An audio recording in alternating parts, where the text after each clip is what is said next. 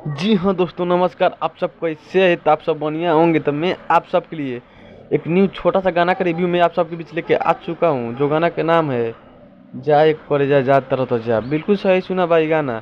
ये गाना इतना जबरदस्त गाना है कि आप सुनोगे तो सुनते रह जाओगे और बोलोगे कि ऐसा ऐसा गाना हर दफ लेके आते रहना।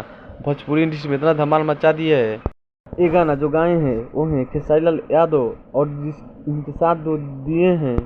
और दोस्तों इस वीडियो में देखने की नज़र आएंगे खेसारी लाल यादव जी और सपना चौहान जी। और दोस्तों जाइए यूट्यूब चैनल पे सर्च मारिए और देखिए ये गाना आप लोगों का कैसा लगा और बताइए।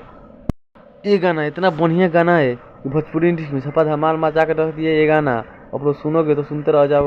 और दोस्तों मेरे चैनल पे नए हैं तो लाइक कर दीजिए और सब्सक्राइब कर दीजिए और दोस्तों के पास शेयर कर दीजिए भी, वो भी देख सके ये गाना।